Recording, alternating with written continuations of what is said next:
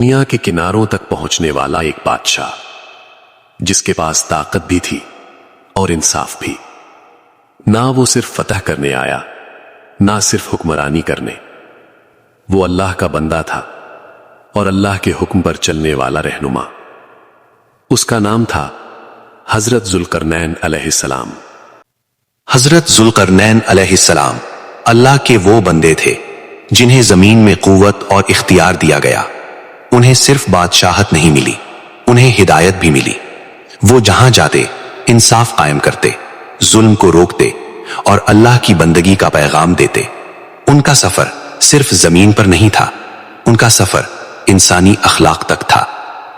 حضرت ذوالقرنین علیہ السلام مغرب کی سمت روانہ ہوئے۔ وہ ایسے علاقے تک پہنچے جہاں سورج گویا پانی کے ایک گندے چشمے میں غروب ہوتا ہوا محسوس ہوتا تھا۔ وہاں ایک قوم بسی ہوئی تھی، کچھ ظالم، کچھ مظلوم۔ اللہ نے ذوالقرنین کو اختیار دیا، چاہے تو سزا دیں، چاہے تو رحم کرے۔ حضرت ذوالقرنین علیہ السلام نے فیصلہ کیا، جو ظلم کرے گا اسے سزا ملے گی، اور جو ایمان اور اچھا عمل کرے گا اس کے لیے بہترین بدلہ ہوگا۔ یہ بادشاہت نہیں تھی، یہ انصاف تھا۔ پھر حضرت ذوالقرنین علیہ السلام مشرق کی طرف چلے۔ وہ ایسے علاقے تک پہنچے جہاں لوگوں کے پاس سورج سے بچنے کے لیے نہ مکان تھے نہ سائے۔ وہ بالکل سادگی سے رہتے تھے۔ حضرت ذوالقرنین علیہ السلام نے ان پر ظلم نہیں کیا، انہیں اپنی مدد کا محتاج نہیں بنایا، انہوں نے انہیں اللہ کے حوالے کر دیا۔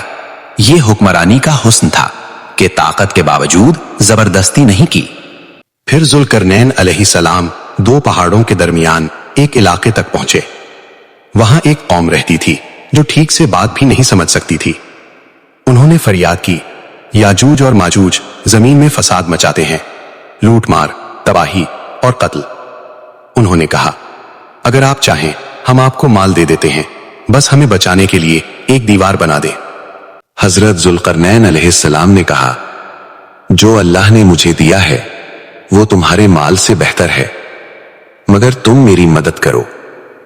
پھر لوہے کے بڑے بڑے ٹکڑے جمع کیے گئے، انہیں پہاڑوں کے درمیان رکھ دیا گیا، آگ جلائی گئی، پھر پگھلا ہوا پیتل ڈالا گیا۔ یہ دیوار صرف پتھر کی نہیں تھی، یہ اللہ کی مدد سے قائم ہوئی۔ یاجوج اور ماجوج نہ اس پر چڑھ سکے، نہ اس میں سوراخ کر سکے۔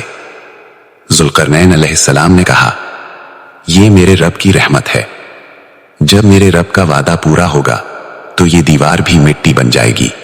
حضرت ذوالقرنین علیہ السلام نے ہر کامیابی کی نسبت اپنے رب کی طرف کی، نہ غرور نہ فخر۔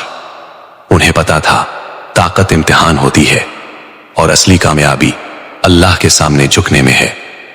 قصص الانبیاء ہمیں سکھاتا ہے، اگر اختیار ملے تو انصاف کے ساتھ، اگر قوت ملے تو رحمت کے ساتھ۔